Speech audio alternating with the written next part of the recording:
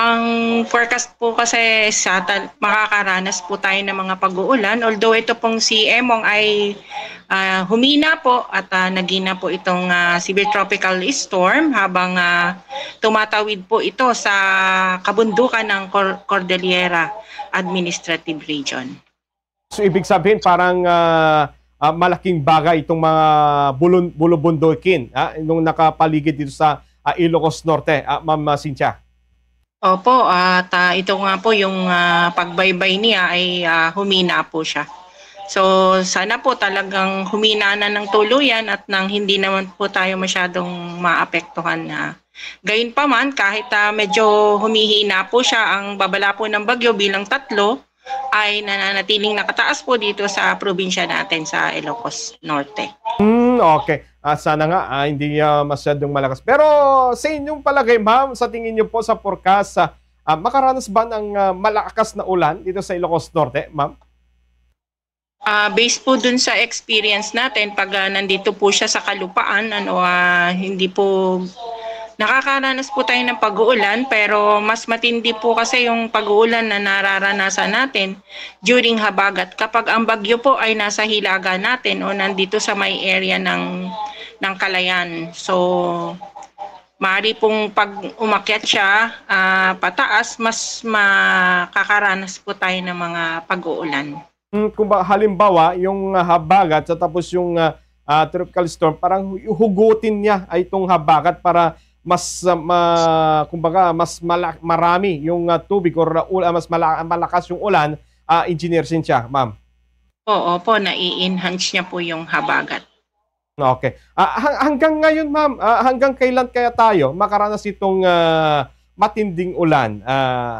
Ma'am Engineer Iglesia, ma'am. Based po dun sa tropical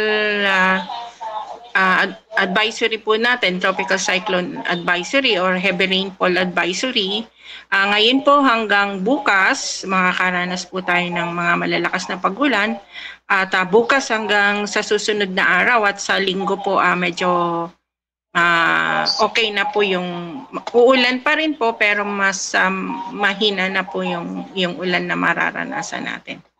Sana. Ma'am, tanong ko lang kasi sa mga ibang nakapanayam ng Bumbu Radio, mga farmers, parang sabi nila beneficial pa daw sa kanila kasi kulang pa yung tubig. Sa inyong forecast, ma'am, dito sa Ilocos Norte, sakto na ba yung water level o nasubrahan na po sa yung forecast po natin ng water level po dito sa Ilocos Norte? Sobrang na po ang ulan natin.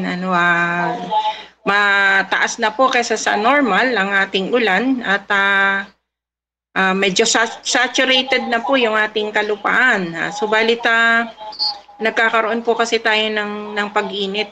Bali nung ilang araw din po tayong walang ulan, then nakaka-evaporate po. Pero nitong mga nakaraang araw po, nitong narito si Dante po at itong si Emong, tumaas na naman po yung saturation at na-saturated na naman po yung ating kalupaan.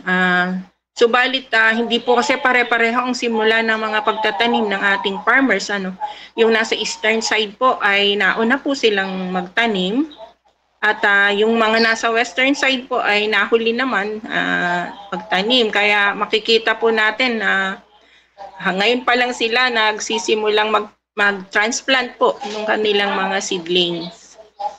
Okay. Ma'am, lastly na po, maliban itong Bagyo Emong, Bagyo Dante, meron pa bang sumusunod or susunod na bagyo dito sa Pilipinas po?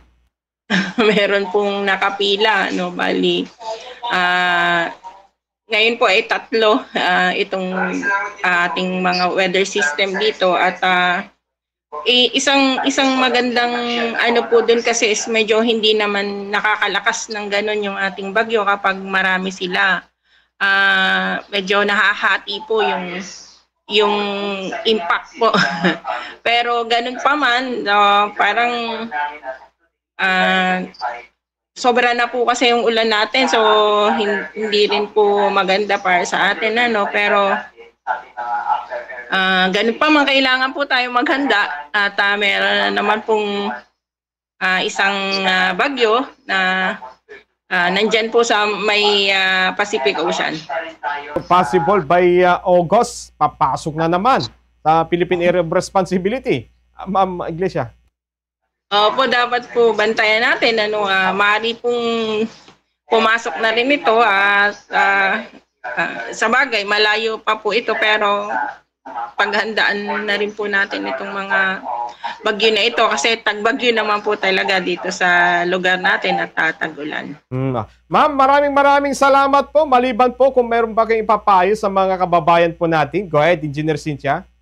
Opo, yung kung ating mga daluyang tubig, ating pong linisin at yung mga puno pa po na yung mga branches ng trees na nakakapekto sa may bubungan natin na atin na po silang itrim kahit para hindi po makaapekto kung sakaling magkaroon pa man tayo ng sunod-sunod na bagyo po. Yung pong mga mangingisda, bawal pong pumalaot, bawal pong mangisda. So, mag-antabay po tayo sa mga susunod na balita. Paano lang, itong storm surge po natin, kumusta na po? Kasi may babala kahapon ng Pag-asa. So ngayon ma'am, may malalaki bang yung alon ng mga baybayin po natin ngayon? Meron pa rin po tayong babala ng storm surge. Kahit medyo humina po ito ay may mga posible pa rin po magkaroon ng storm surge dito sa area natin. At tayo po ay maganda lalo na yung sa mga coastal areas natin kahit humihina po ito, mas mabuti kung mawasak na nga po ito, pero kailangan po nating hindi po tayo dapat magkumpiyansa at maaari pong magbago yung kanyang direksyon kapag nandiyan sa may bulubundukin. So ipapanatilihin po natin yung ating paghahanda dyan sa may coastal waters po natin. Yung mga bangka, huwag na po muna nating ibaba, manatili pong nakataas.